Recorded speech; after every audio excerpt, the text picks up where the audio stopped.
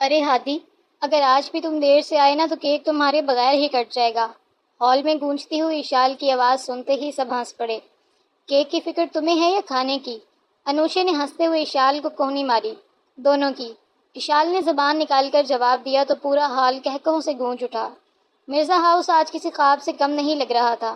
رنگ برنگی لائٹیں، تازہ پھول، خوبصورت سجاوٹ اور ہر طرف خوشیوں کا شور۔ آج حاجی سکندر مرزا کی 70ویں نہیں بلکہ 70ویں خاندان کی سالانہ خاندانی تقریب تھی جو وہ ہر سال پورے خاندان کو اکٹھا کرنے کے لیے رکھتے تھے۔ یہ روایت 25 برس سے چلی آ رہی تھی۔ زرینہ بیگم ایک ایک بچے کے سر پر ہاتھ پھیر رہی تھیں۔ آج کسی نے گھر سے باہر نہیں جانا، سب نے ایک ساتھ کھانا کھانا ہے۔ جی دادی جان، سب نے ایک ساتھ جواب دیا۔ اسی لمحے گیٹ سے باہر گاڑی رکی۔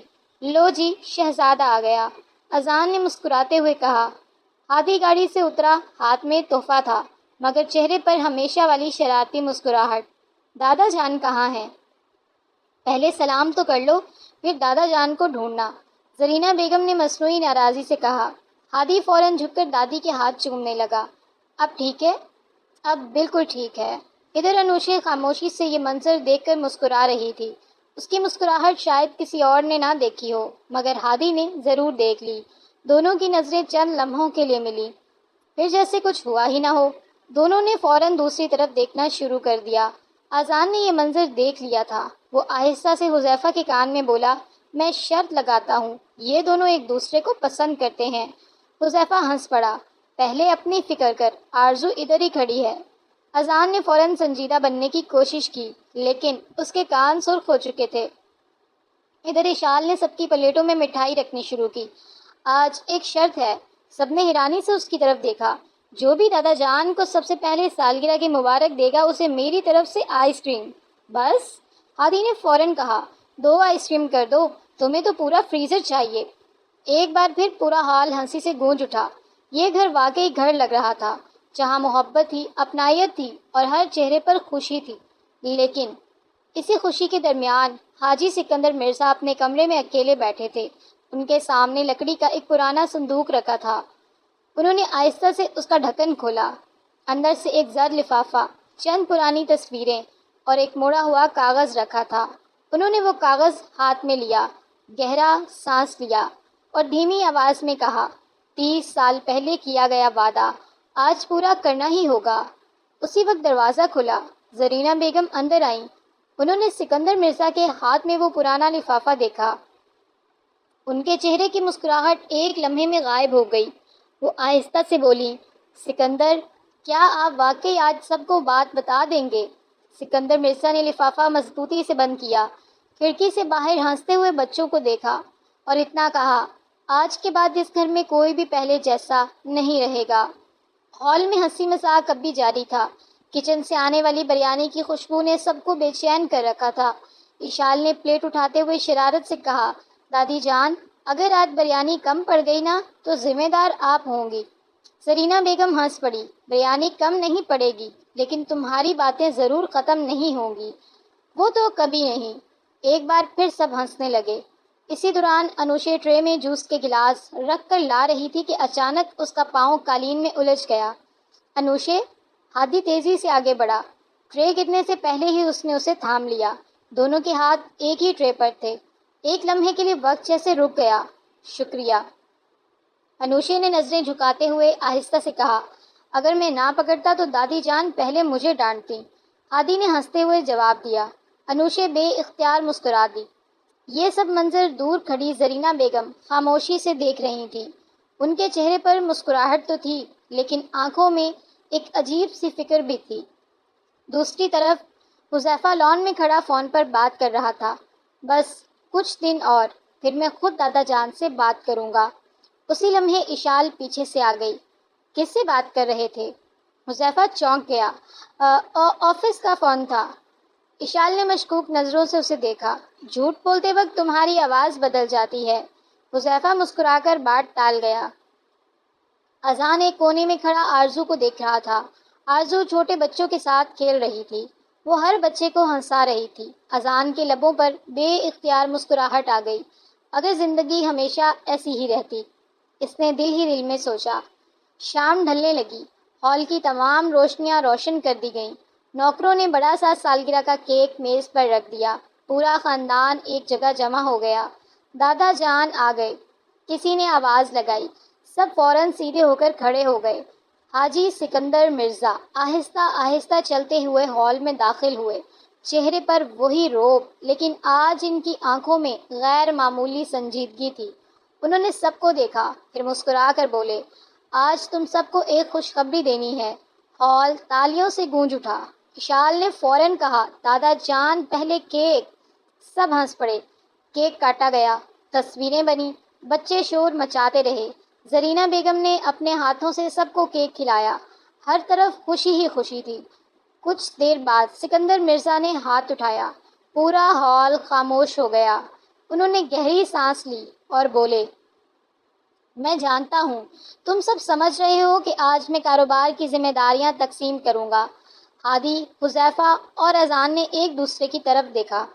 دادا جان دوبارہ بولے، لیکن آج کا اعلان کاروبار کے بارے میں نہیں، وہ ایک لمحے کے لیے رکے، بلکہ تم سب کی زندگیوں کے بارے میں ہے۔ ہال میں خاموشی چھا گئی۔ زرینہ بیگم نے بے اختیار اپنی انگلیاں ایک دوسرے میں پھنسا لیں۔ انوشے کے چہرے پر مسکراہٹ آہستہ آہستہ غائب ہونے لگی۔ حاجی سکندر مرزا نے اپنے کوٹ کی اندرونی جیب میں ہاتھ ڈالا اور ایک پرانا زرد لفافہ نکال کر سب کے سامنے رکھ دیا۔ وہ لفافہ دیکھتے ہی زرینہ بیگم کے چہرے کا رنگ بدل گیا۔ انہوں نے دھیمی آواز میں کہا، سکندر، ابھی بھی وقت ہے۔ سکندر مرزا نے ان کی بات سنی لیکن جواب نہیں دیا۔ انہوں نے لفافہ میز پر رکھا اور آہستہ سے کہا، یہ لفافہ 30 سال سے بند ہے اور آج یہ صرف نہیں کھلے گا۔ وہ ایک لمحے کے لیے رکے، پھر پورے خاندان کی طرف دیکھ کر بولے، بلکہ آج کے بعد تم میں سے کسی کی زندگی پہلے جیسی نہیں رہے گی۔ ہال میں ایسی خاموشی چھا گئی تھی کہ گھڑی کے ٹک ٹک بھی سنائی دینے لگی۔ سب کی نظریں حاجی سکندر مرزا کے ہاتھ میں موجود زرد لفافے پر جمی ہوئی تھی۔ ہادی نے آہستہ سے انوشے کی طرف دیکھا۔ انوشے کے ہاتھ بے اختیار کانپ رہے تھے۔ اذان نے دھیمی آواز میں حذیفہ سے کہا، لگتا ہے دادا جان واقعی کوئی بڑا اعلان کرنے والے ہیں۔ حذیفہ نے مسکراتے ہوئے کہا، ہو سکتا ہے آخر کار ہماری شادیوں کی بات ہی ہو۔ اذان نے بھی ہلکی سی مسکراہٹ دی، اگر ایسا ہوا تو شاید آج ہماری زندگی کا سب سے خوبصورت دن ہوگا۔ یہ سنتے ہی انوشے کے گال سرخ ہو گئے۔ اس نے نظریں جھکا لی۔ وہ دل ہی دل میں ایک ہی دعا کر رہی تھی، یا اللہ بس ہادی ہی میرا نصیب ہو۔ ادھر ہادی بھی یہی سوچ رہا تھا۔ وہ کئی بار ارادہ کر چکا تھا کہ دادا جان سے انوشے کے بارے میں بات کرے، لیکن ہر بار ہمت ہار جاتا تھا۔ حاجی سکندر مرزا نے لفافہ کھولا۔ اس میں ایک پرانا کاغذ نکلا جس پر وقت کے نشان صاف نظر آ رہے تھے۔ انہوں نے اینک لگائی اور پڑھنا شروع کیا، آج سے ٹھیک 30 سال پہلے۔ اتنا سنتے ہی زرینہ بیگم نے آنکھیں بند کر لی، جیسے وہ یہ لمحہ برسوں سے ٹالنا چاہتی تھی۔ میں سکندر مرزا اپنے مرحوم دوست نواب کریم بخش سے کیا ہوا وعدہ آج پورا کرنے جا رہا ہوں۔ ہال میں سرگوشیاں شروع ہو گئیں۔ نواب کریم بخش، یہ کون تھے؟ نوجوان ایک دوسرے کو حیرت سے دیکھنے لگے۔ حاجی سکندر مرزا نے ہاتھ کے اشارے سے سب کو خاموش کیا، پھر بولے، آج سے 30 سال پہلے جب ہمارا کاروبار ڈوبنے والا تھا، اس وقت ایک شخص نے میرا ساتھ دیا تھا۔ اس نے مجھ سے کوئی سود نہیں لیا، کوئی احسان نہیں جتایا، صرف ایک وعدہ لیا۔ ہادی نے بے اختیار پوچھ لیا، کیسا وعدہ دادا جان؟ سکندر مرزا نے پہلی بار سیدھا ہادی کی طرف دیکھا، یہی کہ ہماری اگلی نسلیں ایک دوسرے سے رشتہ جوڑیں گی۔ یہ سنتے ہی پورا ہال ساکت رہ گیا۔ انوشے کی سانسیں جیسے رک گئیں۔ اشال نے بے اختیار آرزو کا ہاتھ پکڑ لیا۔ اذان کے چہرے سے مسکراہٹ غائب ہو گئی۔ حاجی سکندر مرزا نے کاغذ دوبارہ دیکھا۔ میں نے اس وعدے پر دستخط کیے تھے اور آج میں اپنی زبان سے پھرنے والا نہیں ہوں۔ ہادی نے ایک قدم آگے بڑھ کر کہا، دادا جان، لیکن ہمیں تو کبھی اس بارے میں نہیں بتایا گیا، کیونکہ اس وقت تم بچے تھے، اور اب تم سب کی شادی کی عمر ہے۔ انہوں نے کاغذ میز پر رکھا، پھر ایک ایک لفظ پر زور دیتے ہوئے کہا، 1 ہفتے بعد تم تینوں کی منگنی ہوگی۔ پورے ہال میں ہلچل مچ گئی، ہر کوئی ایک دوسرے کو دیکھنے لگا، مگر ابھی کسی کا نام نہیں لیا گیا تھا۔ ہر نوجوان کے دل میں ایک ہی امید تھی، شاید جس سے ہم محبت کرتے ہیں اسی کا نام لیا جائے۔ حاجی سکندر مرزا نے دوبارہ لفافے میں ہاتھ ڈالا۔ اس بار اندر سے ایک پرانی تصویر نکلی۔ انہوں نے تصویر کو چند لمحے دیکھا، پھر دھیمی مگر مضبوط آواز میں کہا، اب میں ان تینوں جوڑوں کے نام لینے جا رہا ہوں۔ ہادی کی دھڑکن تیز ہو گئی، انوشے کی آنکھیں بند ہو گئیں، اور اسی لمحے زرینہ بیگم کی زبان سے بے اختیار نکلا، سکندر، خدا کے لیے ایسا مت کیجیے۔ حاجی سکندر مرزا نے تصویر پر نظریں جمائے رکھیں اور پہلا نام لینے کے لیے لب کھول دیے۔ ہال میں موجود ہر شخص اپنی سانس روک کے کھڑا تھا۔ حاجی سکندر مرزا کے ہاتھ میں وہ پرانی تصویر تھی اور سب کی نظریں ان کے ہونٹوں پر۔ ہادی نے بے اختیار اپنی مٹھی بھینچ لی، انوشے کی آنکھیں بند تھیں، اشال مسلسل اپنی انگلیاں مسل رہی تھی، اذان پہلی بار اپنی دھڑکن صاف سن سکتا تھا۔ چند لمحوں بعد حاجی سکندر مرزا نے تصویر میز پر رکھی اور بولے، میں نام لینے سے پہلے ایک بات صاف کر دینا چاہتا ہوں، آج کے بعد اس خاندان میں کوئی یہ نہیں کہے گا کہ اسے سچ بتایا نہیں گیا۔ وہ چند قدم آگے بڑھے، تم میں سے ہر ایک کو اپنی پسند رکھنے کا حق تھا، لیکن مجھ سے کیا ہوا وعدہ نبھانا میری ذمہ داری ہے۔ ہادی نے پہلی بار مضبوط لہجے میں کہا، دادا جان، اگر ہماری بھی کوئی خواہش ہو تو۔ پورے ہال میں سناٹا چھا گیا، کسی نے کبھی ہادی کو دادا جان کے سامنے اس انداز میں بات کرتے نہیں دیکھا تھا۔ سکندر مرزا نے اسے غور سے دیکھا، خواہشیں انسان کی ہوتی ہیں، وعدے خاندان کے ہوتے ہیں۔ یہ جملہ ہادی کے دل پر تیر کی طرح لگا۔ زرینہ بیگم آہستہ سے اٹھیں، وہ سکندر مرزا کے قریب آئیں۔ سکندر، یہ بچے قصوروار نہیں ہیں، انہیں اپنی زندگی کا فیصلہ خود کرنے دیجیے۔ سکندر مرزا نے آہستہ سے سر ہلایا، اگر میں آج اپنی قسم توڑ دوں تو میں اپنے مرحوم دوست کی قبر پر بھی۔ زرینہ بیگم کی آنکھوں میں نمی آ گئی، وہ جانتی تھی یہ ضد نہیں تھی، یہ 30 سال پرانا بوجھ تھا۔ اسی دوران انوشے نے ہمت کر کے کہا، دادا جان، کیا ہم ایک سوال پوچھ سکتے ہیں؟ پوچھو۔ اگر وہ وعدہ غلط ثابت ہو جائے تو؟ یہ سوال سنتے ہی سکندر مرزا چند لمحوں کے لیے خاموش ہو گئے، پھر انہوں نے دھیمی آواز میں کہا، یہ وعدہ غلط نہیں ہو سکتا کیونکہ میں نے اسے اپنی آنکھوں سے لکھا تھا۔ انہوں نے میز پر رکھی تصویر اٹھائی، یہ تصویر دیکھ رہے ہو؟ سب نے اس بات میں سر ہلایا۔ اس دن ہم دونوں نے قسم کھائی تھی کہ ہماری آنے والی نسلیں ایک خاندان بنے گی۔ انہوں نے تصویر پلٹ دی، اس کے پیچھے 3 نام لکھے ہوئے تھے، لیکن وقت کے ساتھ سیاہی دھندلی پڑ چکی تھی، صرف ایک نام واضح نظر آ رہا تھا، حسن منزل۔ ہادی نے حیرت سے پوچھا، یہ حسن منزل کیا ہے؟ سکندر مرزا چونکے، ایسا لگا جیسے وہ یہ نام سننا ہی نہیں چاہتے تھے۔ انہوں نے فوراً تصویر اپنی جیب میں رکھ لی، یہ تمہارے جاننے کی بات نہیں ہے۔ اذان نے پہلی بار محسوس کیا، دادا جان کسی نہ کسی بات کو چھپا رہے ہیں، صرف ایک وعدہ نہیں، اس وعدے کے پیچھے کوئی راز بھی تھا، اور شاید وہ راز شادیوں سے بھی زیادہ خطرناک تھا۔ حاجی سکندر مرزا نے دوبارہ لفافہ اٹھایا، اب وقت آ گیا ہے۔ انہوں نے پہلا نام پڑھنے کے لیے کاغذ کھولا۔ پورے ہال میں ایسی خاموشی تھی کہ کسی کی سانس کی آواز بھی سنائی دے رہی تھی۔ انہوں نے گہرا سانس لیا اور کہا، پہلا رشتہ۔ اتنے میں ہال کے مرکزی دروازے پر زوردار آواز آئی، دھڑام! سب چونک کر مڑ گئے۔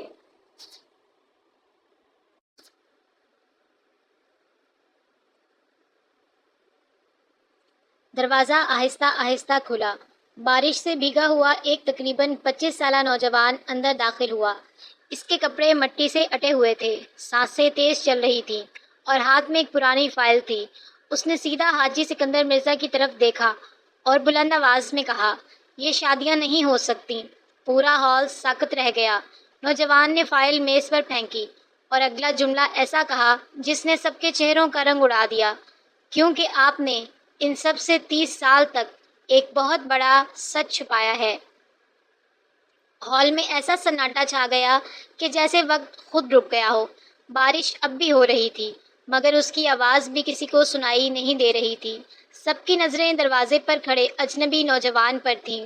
اس کی سانسیں تیز چل رہی تھیں، کپڑے بھیگ چکے تھے اور ہاتھ میں موجود پرانی فائل کو وہ ایسے پکڑے ہوئے تھا جیسے اس میں کسی کی قسمت لکھی ہو۔ حاجی سکندر مرزا نے پہلی بار اپنی آواز بلند کی۔ تم کون ہو؟ نوجوان نے ایک قدم آگے بڑھایا۔ میرا نام… وہ چند لمحے خاموش رہا۔ زین ہے۔ ہال میں موجود کسی شخص نے یہ نام پہلے کبھی نہیں سنا تھا، مگر یہ نام سنتے ہی زرینہ بیگم کے ہاتھ سے چائے کا کپ چھوٹ کر زمین پر گر گیا۔ شناک! سب چونک کر دادی کی طرف دیکھنے لگے۔ سکندر مرزا نے فوراً ان کی طرف دیکھا۔ زرینہ، تم اسے جانتی ہو؟ زرینہ بیگم نے نظریں جھکا لی۔ ان کی آنکھوں میں خون صاف دکھائی دے رہا تھا۔ نہیں، میں کسی زین کو نہیں جانتی، لیکن ان کی آواز بتا رہی تھی کہ وہ سچ نہیں بول رہی۔ ہادی نے آگے بڑھ کر کہا، اگر آپ کسی اہم بات کے لیے آئے ہیں تو پہلے یہ بتائیے کہ آپ ہیں کون؟ زین نے ہادی کو غور سے دیکھا، چند لمحوں تک، ایسے جیسے وہ اس کے چہرے میں کسی اور کو تلاش کر رہا ہو۔ پھر وہ آہستہ سے مسکرایا۔ تم بالکل اپنے باپ جیسے لگتے ہو۔ یہ سنتے ہی ہادی چونک گیا۔ آپ میرے والد کو جانتے ہیں؟ صرف جانتا ہی نہیں بلکہ ان کے ساتھ کیا ہوا وہ بھی جانتا ہوں۔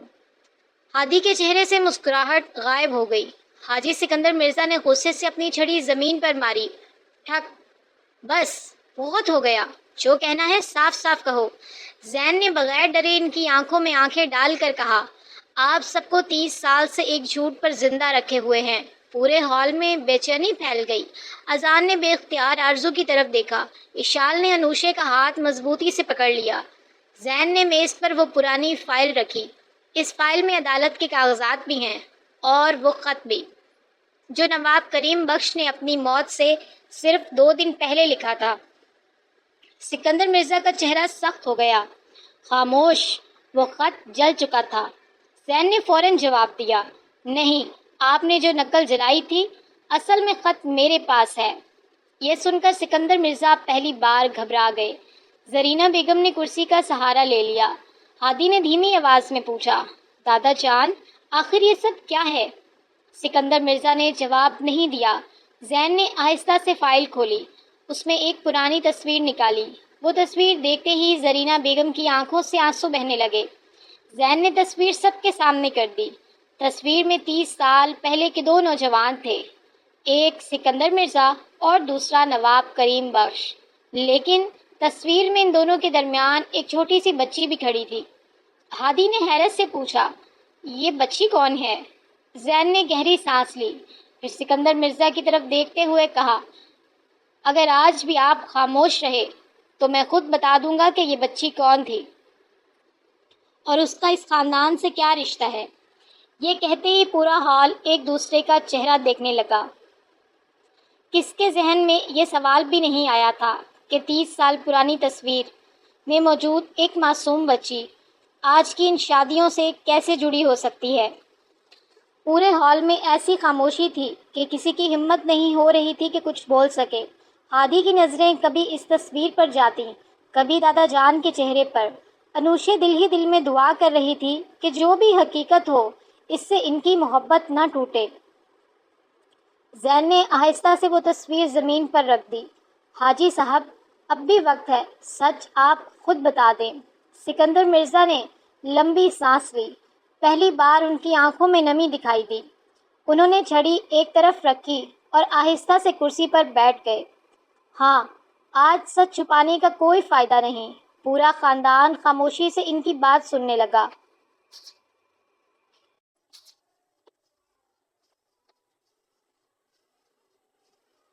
30 سال پہلے میں اور نواب کریم بخش صرف دوست نہیں تھے، ہم بھائیوں سے بڑھ کر تھے۔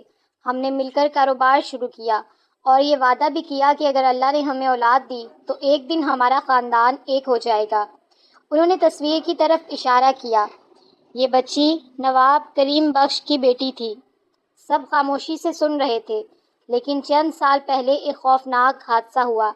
نواب کریم بخش اپنی بیوی کے ساتھ انتقال کر گئے۔ اور سب کو بتایا گیا کہ ان کی بیٹی بھی اسی حادثے میں مر گئی۔ ہادی نے فوراً پوچھا، تو کیا وہ زندہ تھی؟ سکندر مرزا نے نظریں جھکا لی۔ ہاں، وہ زندہ تھی۔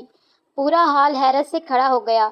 زین نے آگے بڑھ کر کہا، اور وہ بچی کسی اور کے پاس نہیں بلکہ یتیم خانے میں پلتی رہی۔ زرینہ بیگم روتے ہوئے بولی، ہم اسے ڈھونڈتے رہے لیکن کبھی نہیں ملی۔ زین نے پہلی بار نرم لہجے میں کہا تھا، مل گئی تھی لیکن بہت دیر سے۔ ہادی نے بے چینی سے پوچھا، وہ اب کہاں ہے؟ زین نے آہستہ سے جواب دیا، وہ اب ایک باعزت زندگی گزار رہی ہے۔ اس کی اپنی دنیا ہے اور اس نے اس خاندان سے کوئی حق مانگنے سے انکار کر دیا ہے۔ سب حیران رہ گئے۔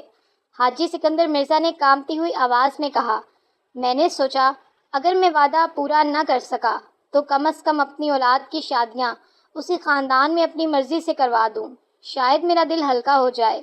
ہادی نے پہلی بار دادا کا ہاتھ پکڑا۔ دادا جان، وعدہ عزت کی بات ہے لیکن کسی کی زندگی کا فیصلہ اس کی مرضی کے بغیر نہیں ہونا چاہیے۔ یہ سنتے ہی پورے ہال میں خاموشی چھا گئی۔ حذیفہ بھی آگے بڑھا، ہم آپ کی عزت کرتے ہیں لیکن محبت زبردستی نہیں ہوتی۔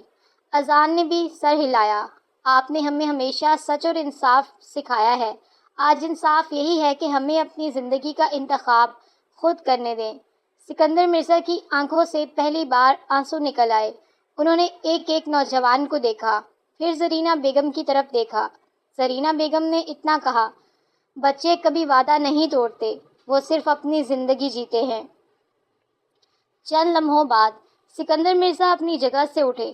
انہوں نے وہ 30 سال پرانا کاغذ ہاتھ میں لیا۔ سب سانس روک کر دیکھ رہے تھے۔ انہوں نے آہستہ آہستہ اس کاغذ کو 2 حصوں میں پھاڑ دیا، پھر 4، پھر کئی ٹکڑوں میں۔ ہال میں مکمل خاموشی تھی۔ انہوں نے